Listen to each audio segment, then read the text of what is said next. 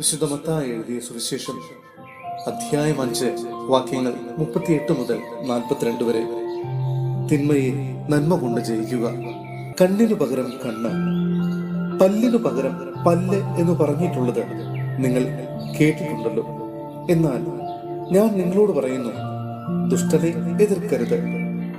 വലത്തു കരണത്തടിക്കുന്നവനെ മറ്റേ കരണം കൂടി കാണിച്ചു കൊടുക്കുക.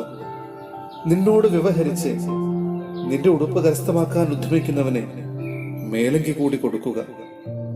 1 മൈൽ ദൂരം പോകാൻ നിന്നെ നിർബന്ധിക്കുന്നവനോടുകൂടെ 2 മൈൽ ദൂരം പോകുക. ചോദിക്കുന്നവനെ കൊടുക്കുക. വായ്പ വാങ്ങാൻ ഇച്ഛിക്കുന്നവനിൽ നിന്ന് ഒഴിഞ്ഞ് മാറരുത്. സഹോദരരെ, വിശുദ്ധ പൗലോസ്ലീഹ തിമോത്തിയോസിന് എഴുതിയ 1-ാം ലേഖനം അധ്യായം 4 വാക്യങ്ങൾ 1 മുതൽ 5 വരെ. കപടോപദേഷ്ടാക്കൾ.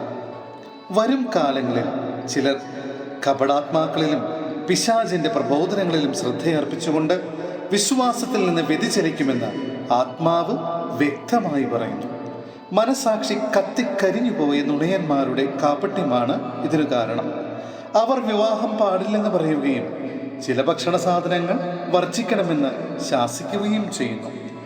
ഈ ഭക്ഷണ സാധനങ്ങളാകട്ടെ വിശ്വസിക്കുകയും സത്യമറിയുകയും ചെയ്യുന്നവർ കൃതജ്ഞതാപൂർവം ആസ്വദിക്കാൻ വേണ്ടി ദൈവം സൃഷ്ടിച്ചവയാണ്.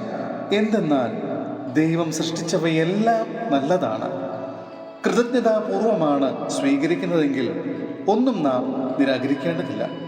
കാരണം അവ ദൈവവചനത്താലും പ്രാർത്ഥനയാലും വിശുദ്ധീകരിക്കപ്പെടുന്നു.